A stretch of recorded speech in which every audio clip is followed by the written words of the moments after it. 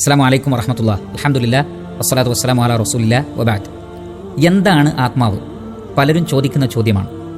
അൽഹംദുലില്ലാഹ് ഈ ചോദ്യം മുഹമ്മദ് നബി സല്ലല്ലാഹു അലൈഹി വസല്ലമയോട് ചോദിക്കപ്പെട്ടിട്ടുണ്ട്.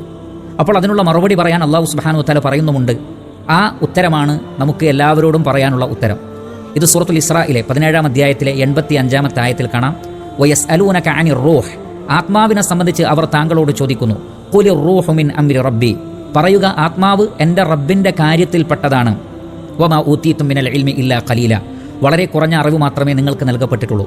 അപ്പോൾ ആത്മാവ് എന്നുള്ളത് അല്ലാഹു സുബ്ഹാനഹു വതആലയുടെ കാര്യത്തിൽപ്പെട്ടതാണ് എന്നും അതിനെ സംബന്ധിച്ച് വളരെ കുറഞ്ഞ അറിവ് മാത്രമേ നമുക്കുള്ളൂ എന്നുമാണ് അല്ലാഹു സുബ്ഹാനഹു വതആല പഠിപ്പിക്കുന്നത്.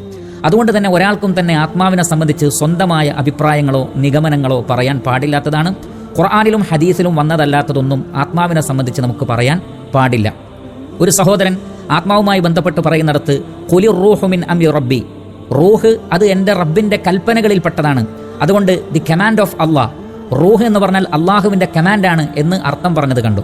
അവിടെ അമ്ര എന്ന് പറഞ്ഞാൽ കൽപ്പന എന്ന അർത്ഥമുള്ളത് കൊണ്ട് നേർക്ക് നേരെ അങ്ങനെ അർത്ഥം പറഞ്ഞതാണ്. എന്നാൽ പരിശുദ്ധ ഖുർആനിന് അങ്ങനെയല്ല അർത്ഥം പറയേണ്ടത്. അമ്ര എന്ന വാക്കിന് കാര്യം എന്നും അർത്ഥമുണ്ട്. ആത്മാവ് എന്നുള്ളത് അല്ലാഹു സുബ്ഹാനഹു വതആല പ്രത്യേകമാക്കിയിട്ടുള്ള അവൻ്റെ സൃഷ്ടികളിൽപ്പെട്ടതാണ്, അതല്ലാതെ അള്ളാഹുവിൻ്റെ കമാൻഡാണ് എന്നല്ല അതിൻ്റെ അർത്ഥം. കാരണം അള്ളാഹുവിൻ്റെ കമാൻഡ്, അള്ളാഹുവിൻ്റെ കൽപ്പന എന്ന് പറയുന്നത് അള്ളാഹുവിൻ്റെ ഖൗലാണ്, അള്ളാഹുവിൻ്റെ വാക്കാണ്. അള്ളാഹുവിൻ്റെ വാക്ക് ഒരിക്കലും സൃഷ്ടിയല്ല, എന്നാൽ ആത്മാവ് സൃഷ്ടിയാണ്. അപ്പോൾ ആത്മാവ് അള്ളാഹുവിൻ്റെ കമാൻഡാണ് എന്ന് പറഞ്ഞാൽ അത് അള്ളാഹു സുബ്ഹാനഹു വതആലയുടെ വാക്കാണ്, അത് അള്ളാഹുവിൻ്റെ സിഫാത്തിൽപ്പെട്ടതാണ്, അള്ളാഹുവിൻ്റെ ഭാഗമാണ് എന്ന് വരും. അതൊരിക്കലും പറയാൻ പാടില്ല. അപ്പോൾ കമാൻഡാണ് എന്ന് പറഞ്ഞത് തെറ്റാണ്, അത് അള്ളാഹുവിൻ്റെ സിഫത്തുമായി ബന്ധപ്പെട്ടതാണ്. അപ്പോൾ നമ്മളിലുള്ള ആത്മാവ് അള്ളാഹുവിൻ്റെ സിഫത്തിൽപ്പെട്ടതാണ് എന്ന് പറയുന്ന ഗുരുതരമായ അപകടം അവിടെയുണ്ട്.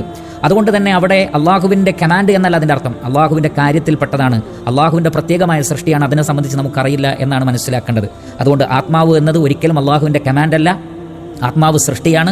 അള്ളാഹുവിൻ്റെ കമാൻഡുകളാകട്ടെ സൃഷ്ടിയല്ല, അള്ളാഹുവിൻ്റെ സിഫാത്തിൽപ്പെട്ടതാണ് എന്ന് മനസ്സിലാക്കുക, തെറ്റിദ്ധാരണകൾ ഒഴിവാക്കുക.